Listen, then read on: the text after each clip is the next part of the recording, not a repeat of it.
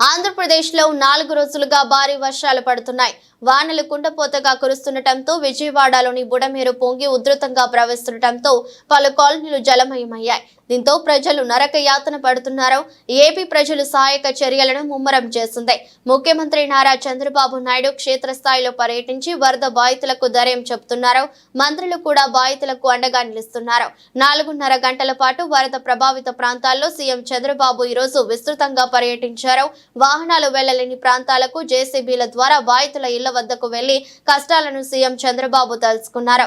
భవానీపురం నుంచి సితారా centre, కబేలా centre, Jakkampudi, Bombay colony, Ambapuram, Kandrika, సున్నా inner ring road ప్రాంతాల్లో సీఎం చంద్రబాబు పర్యటించారు.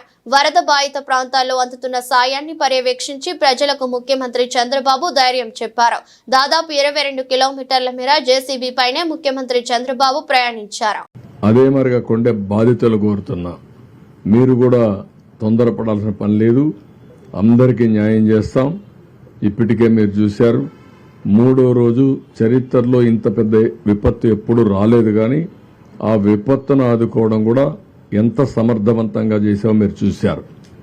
ఈరోజు ఒక ముఖ్యమంత్రిగా మీరు చూస్తే ఒక 4.5 గంటలు ప్రొక్లైన్లో వెళ్ళానంటే నాకు వాస్తవ పరిస్థితులు ఎక్కడైతే జరుగుతున్నాయో అక్కడికి పోవాలంటే వేరే మార్గం లేదు.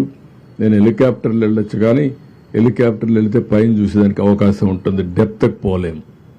డెప్త్కి పోవాలంటే ప్రజలతో ఇంటరాక్ట్ అయితే తప్ప సాధ్యం కాదు. అందుకని రోడ్డు మీద వచ్చి నేను చూశాను. రిమోట్ ఏరియాస్కి ఎవ్వరూ పోలేని ప్లేసెస్ కూడా వెళ్ళాను. ఈరోజు అవన్నీ కూడా స్టడీ చేశాను. ఆ విషయాలని మా వాళ్ళతో షేర్ చేసుకున్నాను. మా వాళ్ళు కూడా చాలా వరకు ఆల్ అడ్మినిస్ట్రేషన్ మొత్తం గ్యారప్ అయ్యారు.